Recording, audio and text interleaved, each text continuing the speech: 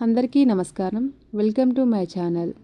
ఈరోజు సంక్రాంతి పండగకి రంగురంగుల ముగ్గులను ఎందుకు వేస్తారు, గొబ్బెమ్మలను ఎందుకు పెడతారో తెలుసుకునే ముందు మా ఛానల్ను సబ్స్క్రైబ్ చేసుకోండి.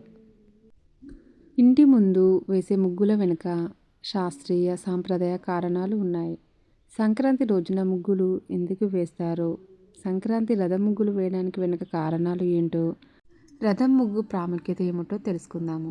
సంక్రాంతి అనగానే మనకు గుర్తు వచ్చేవి రంగురంగుల ముగ్గులు, భోగి మంటలు, కోడి పందాలు. ప్రతి ఇంటి ముందు రంగురంగుల ముగ్గులు కనిపిస్తాయి. ఇంటి ముందు వేసే ముగ్గుల వెనుక సాంప్రదాయ శాస్త్రీయ కారణాలు ఉన్నాయి. అందమైన ముగ్గు ఆ ఇంట్లోని సంతోషానికి అద్దం పడుతుంది.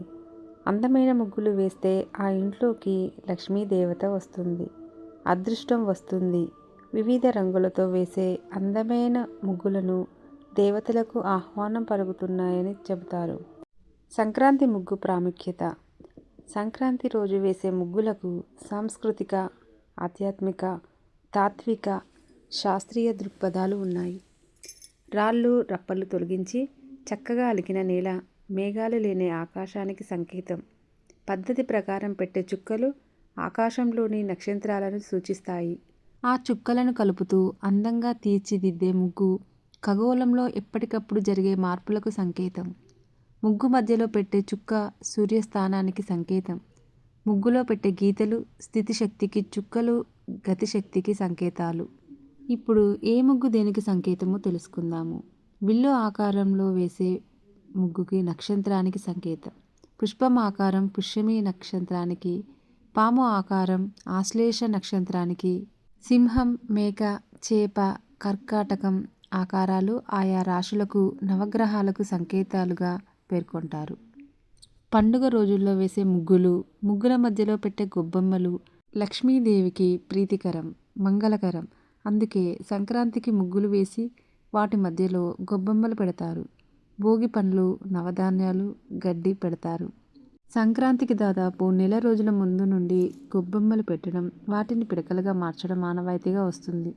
భోగి రోజు ఆ పిడకలు, కర్రలు ఆవు నెయ్యి వేసి ఆ మంటను నీళ్లు వేడి చేసి వాటితో స్నానం చేస్తారు. రథం ముగ్గు ప్రాముఖ్యత. పండుగ చివరి రోజు వేసే రథం ముగ్గు సామాజిక ఐక్యతను సూచిస్తుంది. 3 రోజులతో పూర్తవుతూ అందరికీ ఆనందాన్ని పంచే సంక్రాంతిని ఘనంగా సాగనంపడానికి పుట్టిందే రథం ముగ్గు. అందరూ ఒకరికొకరు కలిసి సహజీవనం సాగించాలనే సంకేతాలతో ఒక ఇంటి ముందు వేసే రథం ముగ్గు తాడును మరొక ఇంటి ముందు వేసిన రథం ముగ్గుతో కలుపుతారు.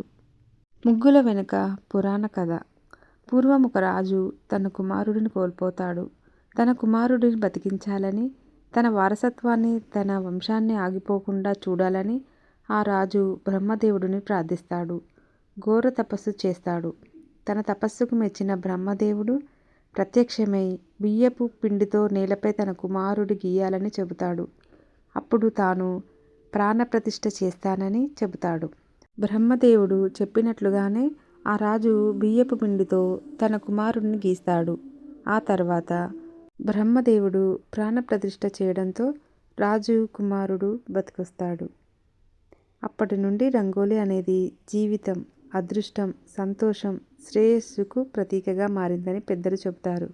ముగ్గు ఆరోగ్యం. పల్లెలు, గ్రామాల్లో వాకిళ్ల ముందు పేడ కల్లాపి చల్లడం వల్ల చెడు బ్యాక్టీరియా ఇంట్లోకి రాదు. చలికాలంలో అనేక రకాలైన క్రిమికీటకాలు పెరుగుతాయి. వాటిని నాశనం చేసే శక్తి పేడలో ఉంది. ముగ్గు వేయాలంటే అనేకసార్లు వంగి లేవాలి. చేతులు, కాళ్లకు మంచి వ్యాయామం కూడా. చుక్కలు పెడుతూ వాటిని కలుపుతూ దృష్టంతా ముగ్గుపైన పెట్టాలి. అందువల్ల ఏకాగ్రత పెరుగుతుంది.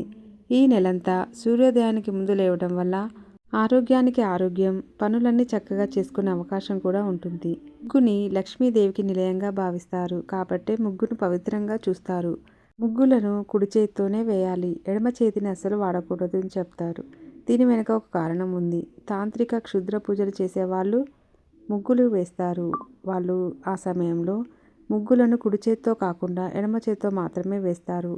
ఇంటి ముందు ముగ్గు శుభాన్ని సూచిస్తుంది కాబట్టి ఎడమ చేత్తో వేయొద్దని అంటారు. అలాగే దేవతలు, ఓం, స్వస్తిక్ వంటి ఆకారాల్లో ఉన్న ముగ్గులు వేయొద్దని కూడా చెప్తారు. సంక్రాంతికి ఇంటి ముందు ముగ్గులు వేయడంతో పాటు దేవాలయాలు పరిసరాల్లో కూడా ముగ్గులు వేస్తుంటారు. ఎందుకంటే దేవాలయాలు విగ్రహాల ముందు ముగ్గులు వేస్తే మంచి జరుగుతుందని, మహిళలు సుమంగలిగా చనిపోతారని నమ్ముతారు. తులసి చెట్టు కింద ముగ్గు వేస్తే మంచి జరుగుతుంది. ముగ్గులో పద్మం ఆకారం ఉంటే అది దుష్ట శక్తులను అడ్డుకుంటుందని పురాణాలు చెప్తున్నాయి. నక్షత్రం ఆకారంలో ఉన్న ముగ్గు భూత ప్రేత పిశాచాలను ఇళ్లలోనికి రానివ్వవని అంటారు. ముగ్గు వేశాక దాని చుట్టూ అడ్డగీతలు గీస్తారు. దానివల్ల ఇళ్లలో శుభకార్యాలు జరుగుతాయని, ఇంట్లో ఉన్న లక్ష్మీదేవి బయటకు వెళ్ళదని కూడా భావిస్తారు. ఇంటి ద్వారం వద్ద తప్పనిసరిగా ముగ్గు వేయాలి.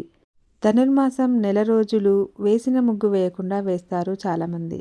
తెలుగు, కన్నడ భాషల్లో దీన్ని ముగ్గు అంటే, తమిళ, మలయాళ భాషల్లో కోలం అంటారు. రంగులు వేసిన ముగ్గుని హిందీలో రంగోలి అంటారు. ముగ్గులు పూర్తిగా బియ్యం పిండితోనూ ముగ్గు పిండితోనూ వేస్తారు. బొటనవేలు, చూపుడు వేలు మధ్య పిండిని తీసుకొని ధారలా వదులుతూ మనకి కావలసిన డిజైన్లో ముగ్గు వేసుకోవడమే. ముగ్గులని చుక్కలు పెట్టి వేస్తారు. చుక్కలు లేకుండా కూడా అలానే వేసేస్తారు. చుక్కలు పెట్టి వేసిన ముగ్గు చాలా పర్ఫెక్ట్గా వస్తుంది. భోగి పండుగ రోజు వేసే ముగ్గుల్లో పొంగలి, చెరుకు గడలు ఉంటే, దీపావళి ముగ్గుల్లో దీపాలు ఉంటాయి. కనుమ రోజు అందరూ తప్పనిసరిగా రథం ముగ్గు వేస్తారు. ముగ్గు వేసిన తర్వాత ముగ్గులకి 4 వైపులా బార్డర్స్ గీస్తారు. ఇలా రకరకాల డిజైన్స్లో వేస్తుంటారు. లక్ష్మీదేవి తెల్లవారుజామున ప్రతి వీధిలోకి వస్తుందని, ఏ ఇంటి ముందైతే శుభ్రంగా తుడిచి కల్లాపి చల్లి ముగ్గు వేసి ఉంటుందో ఆ ఇంట్లోకి ప్రవేశిస్తుందని అంటారు. ఆ ఇంటిని లక్ష్మీదేవి ఆయురారోగ్యాలతోటి, ధనధాన్యాలతోటి, సుఖశాంతులతోటి నింపుతుందని విశ్వసిస్తారు. అందుకే తెల్లవారుజామున ముగ్గు వేసి లక్ష్మీదేవిని ఇంట్లోకి ఆహ్వానిస్తారు. సంవత్సరమంతా కష్టపడి ఆ పండుగ 4 రోజులు ఆనందంగా ఇష్టమైన పదార్థాలన్నీ తింటూ ఆనందంగా గడుపుతారు. అందరికీ సంక్రాంతి శుభాకాంక్షలు. Thank you for watching. Please subscribe my channel.